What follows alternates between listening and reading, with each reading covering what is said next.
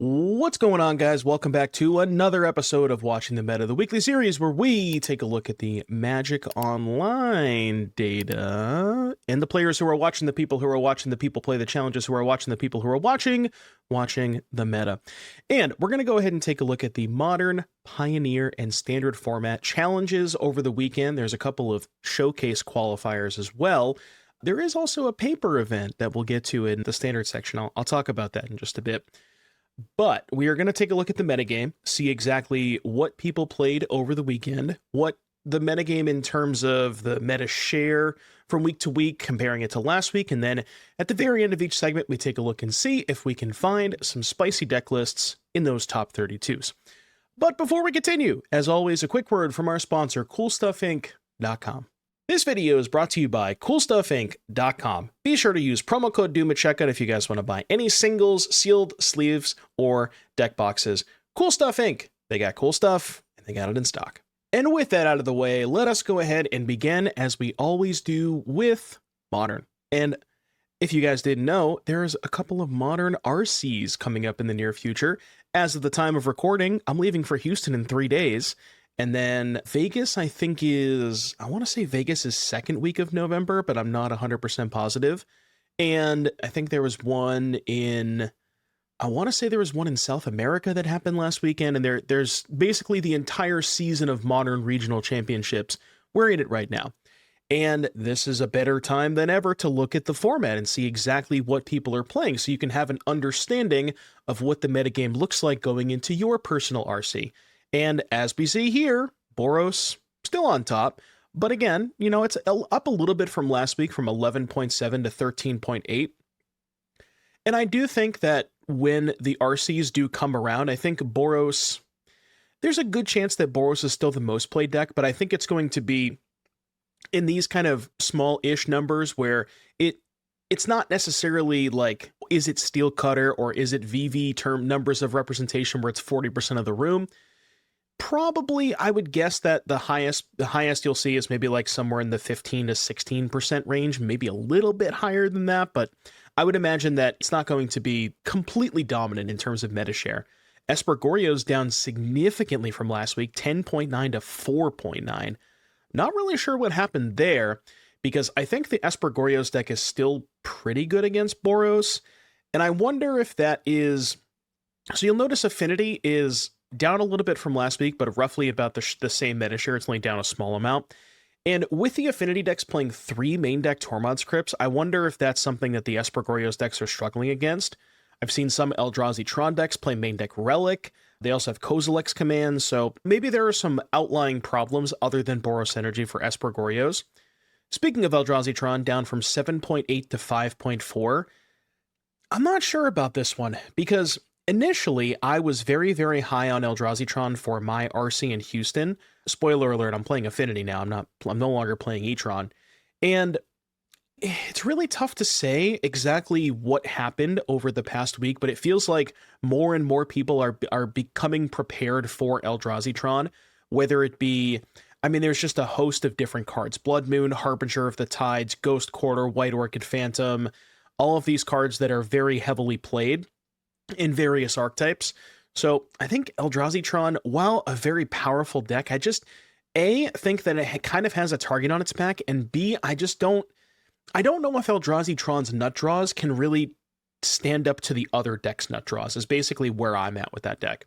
Is it Prowess 7.4? Domain Zoo, pretty big uptick from last week, 5.9 to 9.4, taking down 2 challenges, the exact same list, which is not quite the same as the Domain Zoo deck that you're probably thinking of. We're going to look at that one in a second.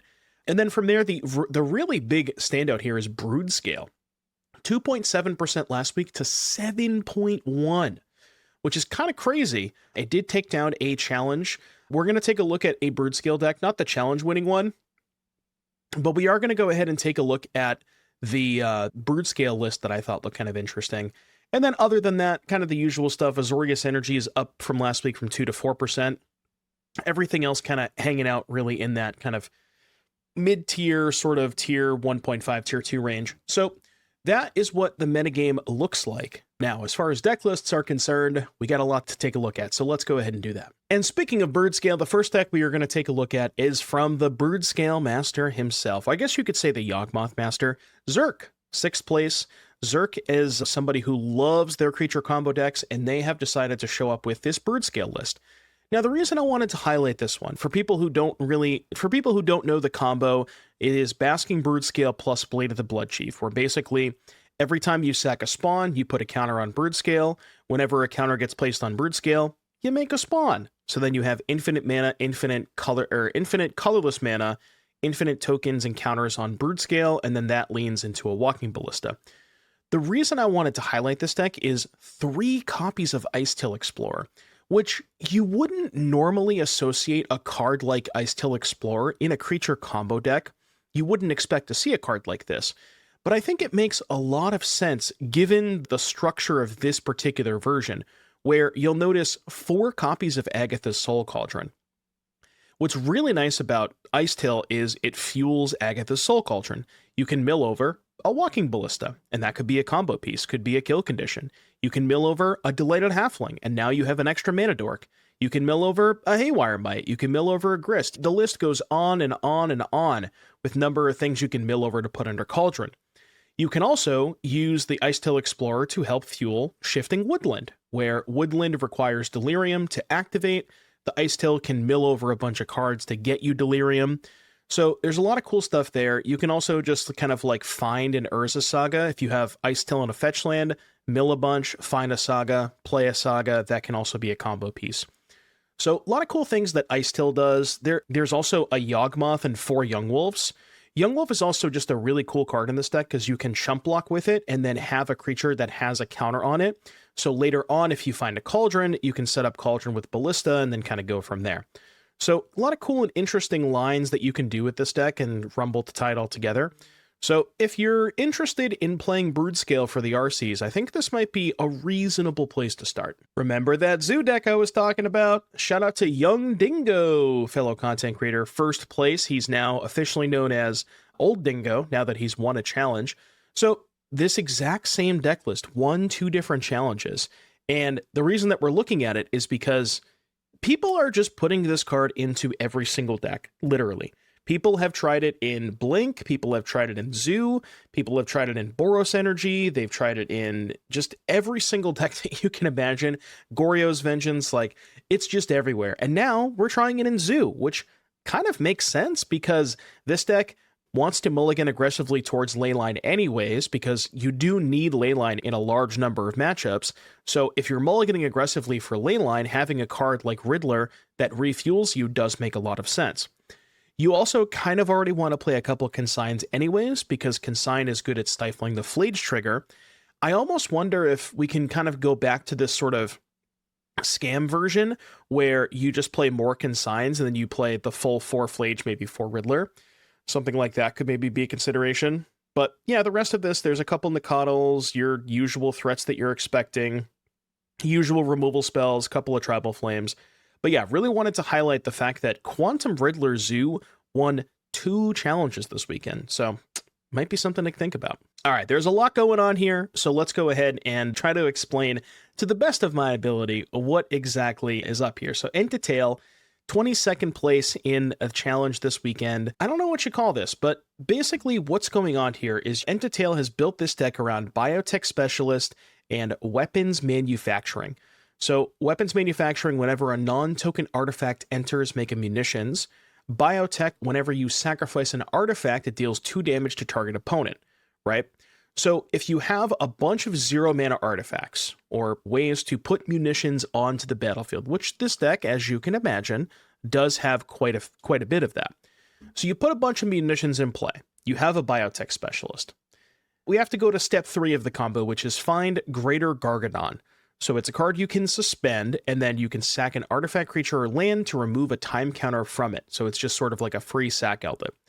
So what ends up happening is you put a bunch of munitions in play, you have a Biotech, and then every time you sack a munitions to Gargadon, you get 2 out of the Biotech and 2 from the munitions. So you can imagine you don't actually need a lot of material to kill your opponent, because every other 0-mana artifact you play or have in play that you sacrifice to the biotech is an additional 2 damage. So you have a lot of ways to do some pretty easy OTK setups. You have Pinnacle Emissary to make a bunch of drone tokens, again, which works very well with biotech and Gargadon, because when you sack the drone tokens, you're also still dealing 2 damage with biotech. You have some ways to find cards like Experimental Synthesizer, which also happens to work pretty well with Gargadon.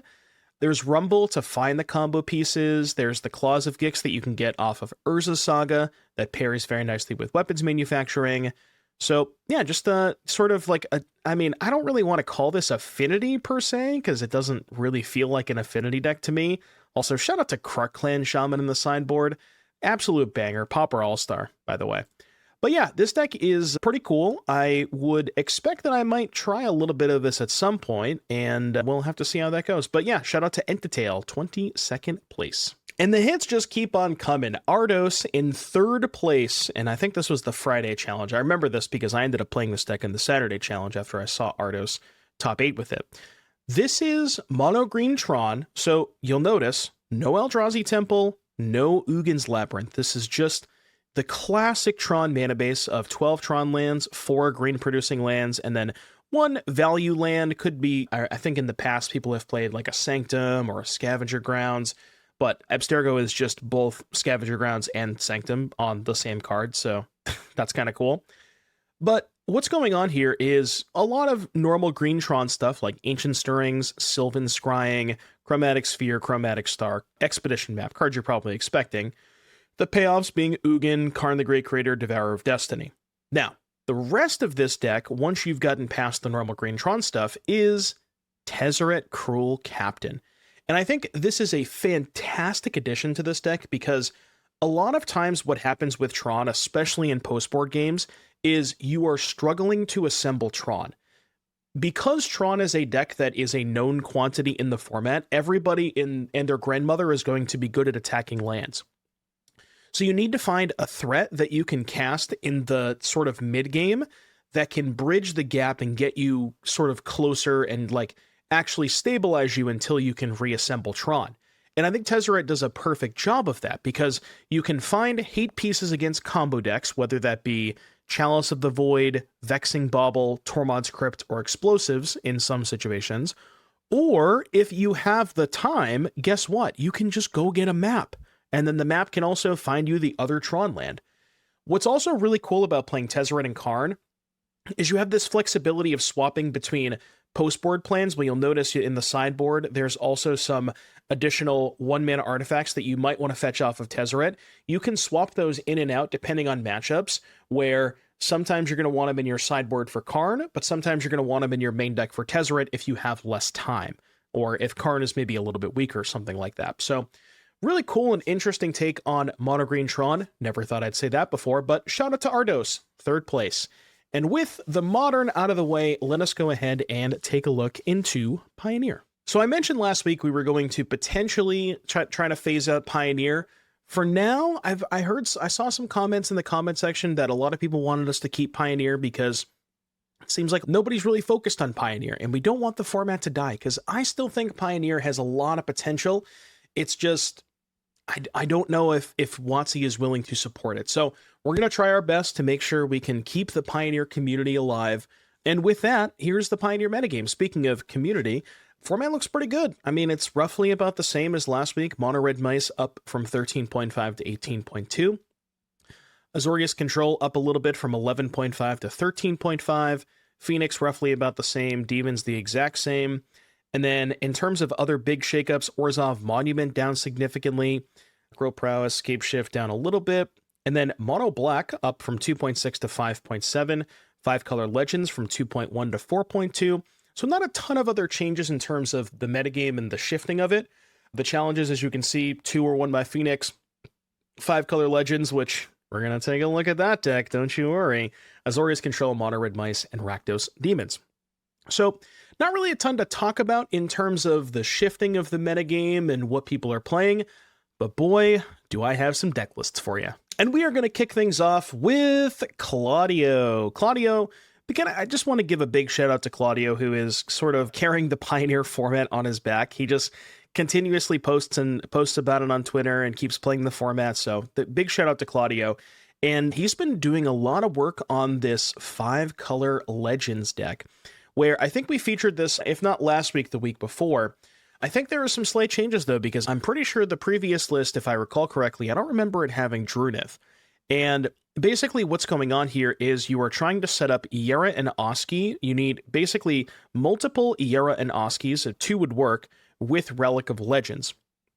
And what that allows you to do is every time, if you have 2 Yeras and a Relic, you can tap the Yera to end-web the second Yera, picking up the first one, and that will give you effectively infinite enter the battlefield triggers, because you can just do that, tap the Yera, pick it up, put the new one into play, tap the Yera, pick it up, put the new one into play, so on and so forth.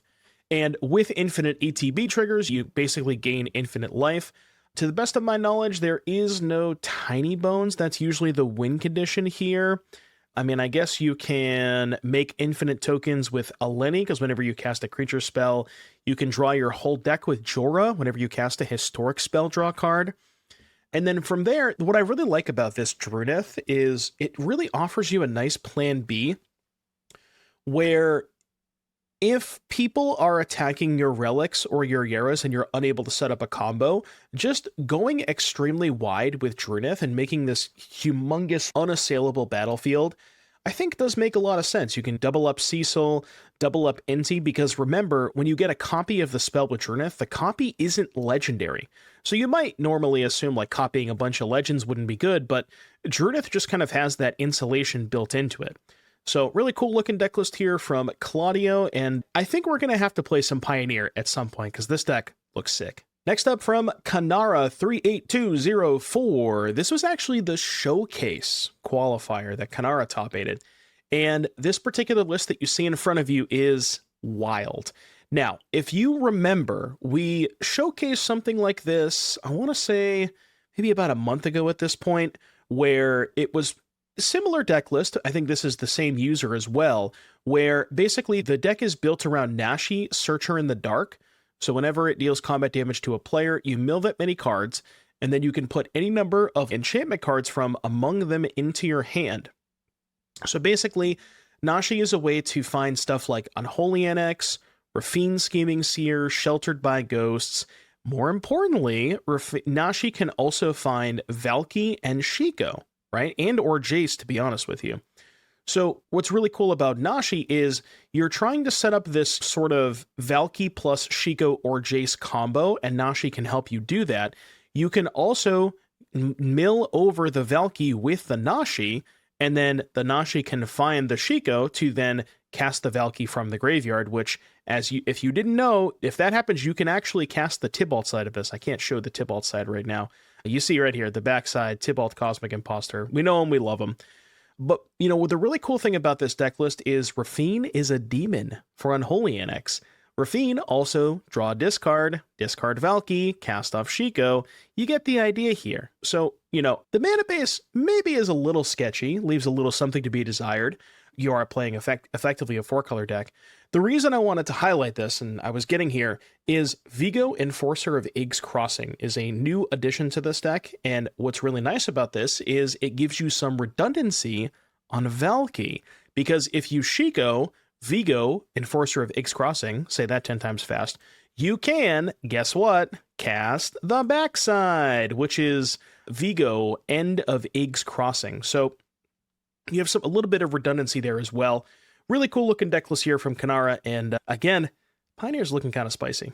It's Neoform, but in Pioneer. Usually we see this in Modern, but we are playing Neoform, and Nakashima in 21st place in a challenge this weekend we've seen this deck popping around and floating around before, where basically what's going on here is you have the 2-mana creatures, both Phalagi and Thundertrap, to help find you the Neoform, and then what happens is the Neoform can sacrifice the 2-mana creature to go get an Aporinoculus, right?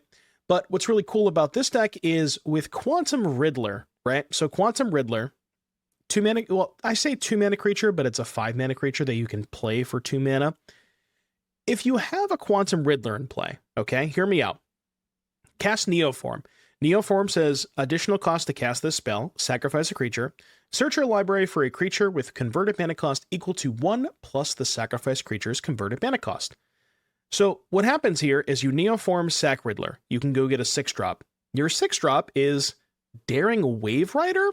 So this card is 4 blue, 4/4. When it enters, you may cast target instant or sorcery card with mana value 4 or less from your graveyard without paying its mana cost. So Neoform Sack Riddler, get Wave Rider. Wave Rider, target Neoform, flashback Neoform Sack Wave Rider, go get a 7-drop. I don't know like what it takes to find a line like this, but I gotta say, that is absolutely fantastic. You can also do something with Evolution, where, because Evolution, unlike Neoform, says X is +2 plus the sacrifice mana value. So if you sack a Riddler, you can just skip the 6 and go to the 7. But really cool stuff here. You got some reanimation, some ways to flicker the Riddler to keep it in play, a couple Caveros to copy Atraxa that you mill over with Town Greeter and Falagi. Really, really cool looking deck list here from Nakashima.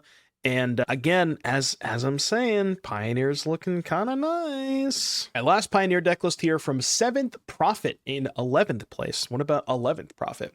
It's Merfolk, but with a twist, all right?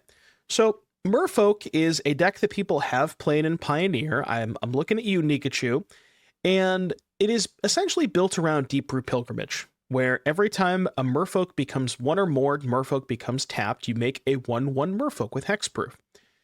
Now, this particular deck list is going kind of deep, where you're playing Kiora's Follower and Agatha's Soul Cauldron, where if you have 2 Kiora's Followers in play, or a Kiora's Follower under a Cauldron, you can use your basically two followers to untap each other and make infinite 1/1 tokens. Now, the really cool thing here is the new addition. So we have 4 copies of Evendo Waking Haven, which is good for a couple of reasons. One, the station land works very well with Deep-Root Pilgrimage. So if you have a bunch of Merfolk in play, you can tap them to the Evendo, make a bunch of tokens. Also, Winter Night Stories, same thing. You can also use the Harmonize on Winter Night Stories to make tokens off Deep-Root Pilgrimage. But more importantly, Winter Night Stories puts Kiora's Follower in the graveyard to then set it up for the Cauldron. So a lot of cool new stuff here going on in the Merfolk deck, and take a look at the sideboard here for posterity's sake. Really, really cool looking deck list. Man, I gotta say, the folks who are playing Pioneer have really outdone themselves this week, and they are making it more and more likely that we're gonna dip back into Pioneer on the channel. So that's gonna do it for Pioneer. Now, legally, we have to get the Standard section in here, so I guess we'll go ahead and take a look at Standard in just a second. Here's Standard. All right, let's look at some deck lists. Okay, so you'll remember way back in the intro, if you've made it this far in the video, I did talk about a deck list from a paper tournament. Now, the paper tournament in question is a local RCQ, and the reason I found out about this is because I was watching twitch.tv/CalebDMTG, who, by the way, phenomenal content creator, does a lot of cube, arena content. Be sure to go check out Caleb. Caleb actually won his RCQ with this take on Dimir. And the reason I wanted to highlight this so much is because it is playing with Quantum Riddler and Splash Portal. And I never really thought of playing Riddler plus Splash Portal in a Dimir deck, but I think it makes a lot of sense because it really gives this deck a little bit more power than it had before and ways to put more pressure onto the Cauldron player and things like that. The other cool thing about playing Splash Portal is you can pair it with Thundertrap Trainer, where Trainer can help you find the portal, and then if you need to, you can portal the Trainer, cycle the portal, and then get another Trainer trigger off of that. The rest of this deck is just your normal Dimir fare, where it's Spyglass Siren, Flood Pits Drowner, Curiosity, some interactive spells, a couple of Fabloom tricks, 4 Tragic Trajectory, which I think another really cool thing and very, very subtle thing that I want to highlight about this deck. Obviously, Tragic, very good with Siren, but because you're playing 4 Quantum Riddlers, it just makes Tragic a lot better. So I think this deck list is beautifully thought out and crafted. I love this deck list. Big shout out to Caleb. I probably have no interest in playing Standard up until November 10th until we get the ban list, but if I am going to try it, it's probably going to be with something like this. Just an absolute masterpiece. Okay, there's some cooking here going on, even though the format is the way that it is. Cute Chandra 19 has decided to bring us a banger here in 14th place. So we've seen decks like this before where it's United Battlefront and a bunch of token permanents, right? Tokens made off of Carrot Cake and Caretaker's Talent and things like that. But this one is actually taking it a bit deep, a bit one step further, and also pairing the tokens cards with weapons manufacturing. Now, it's a little unfortunate that the only sack element here that I can see is Legion Extruder. Although I guess you can also sacrifice munitions to Dusk Rose, and then if you need to, you can basically assemble a massive board of a pile of munitions and then Star Cage all of them. So that's kind of cool. You can also sack them to Fountain Port. So, and Torch the Tower. Okay, there's more sack elements than I initially thought. But yeah, really cool looking deck list where you have a bunch of powerful threes like Perilous Snare, Star Cage Talent to hit off of Battlefront, pairing that with weapons manufacturing and extruder. So cool looking deck list here, just clean, nothing too fancy going on here. It just clean to the point, a lot of 4-ofs, and very good looking deck list. Love to see it. White Weenie in Standard? K-Richa 13 in 17th place has got us covered here. So it's kind of basically just your traditional White Weenie deck where we're playing 11 1-drops, Dryad Militant, Lightstall Inquisitor, and Optimistic Scavenger. We have sort of an enchantment sub-theme with Enduring Innocence, Shard Mage's Rescue, Seam Rip, Ethereal Armor, which Ethereal Armor, sort of another pay, like Armor and Scavenger pay you off for playing a bunch of enchantments, so that's kind of the theory there. And then Armor is good on a bunch of cheap flyers, which this deck has with Doorkeeper Thrall. Also, just, I guess this is like a Hate Bears kind of deck, because you have Doorkeeper Thrall, which turns off the abilities of artifacts and creatures entering the battlefield. You have Macti and Itla Sky Snarers, which makes your artifacts and creatures your opponents control enter tapped. You have Clarion Conqueror, which shuts off the abilities of artifacts, creatures, and planeswalkers. So it's kind of like this weird Death and Taxes Hate Bears deck. And I mean, all these cards do seem pretty powerful. Doorkeeper Thrall, fantastic against Cauldron, right? Turning off Fear of Missing Out and the Steam Core Scholar. So that kind of makes sense. And this turns off Cauldron and Vivi activated abilities. You have Cosmogran because enough 1-drops, Enduring Innocence for card draw, Assemble the Players. Once each turn, you can cast a creature spell with power 2 or less from the top of your library. That's kind of nice. So really cool looking deck list here from K-Richa 13. And of course, it wouldn't be a Doomwake video if I wasn't out here tooting my own horn, right? I kid. Bird Flu 32nd place. This is the blue-white prowess deck that I've been working on quite a bit. I still love this deck. Basically, I'm at a point where I want to go check my untapped profile. I think I'm at a point where every single match that I've lost with this deck has been to Vivi, and I want to say I'm like 13-5 or something, or something crazy like that. So yeah, I mean, this deck is probably good once we get to the November 10th ban list, but until then, I think I have to put this one on the shelf for a little bit. But I really think this deck has a lot of potential with like Drake Hatcher, Elusive Otter, Cosmogran Zenith, Stormchaser's Talent being your main threats along with Planisphere. So a lot of ways to pay you off for casting cheap spells. 12 cantrips with 4 Honor, 4 Sleight, 4 Opt. Good removal with Seam Rip, Sheltered, and Unto the Floodmaw. Zenith at the top of the curve, Stock Up. Like, everything about this deck looks so sweet. Just for the sole fact that you can't beat the blue-red deck in a million years. So, as long as you can stomach that, let me go back to that list. As long as you can stomach that, maybe there's a way to fix it in the sideboard, but I haven't figured that out yet. But cool looking deck list. We just have to wait until November 10th. Ladies and gentlemen, that is going to do it for another episode of Watching the Meta. I thank you all so much for tuning in. Really hope you guys enjoyed this week's video. Thank you all so much for watching, and until next time, adios.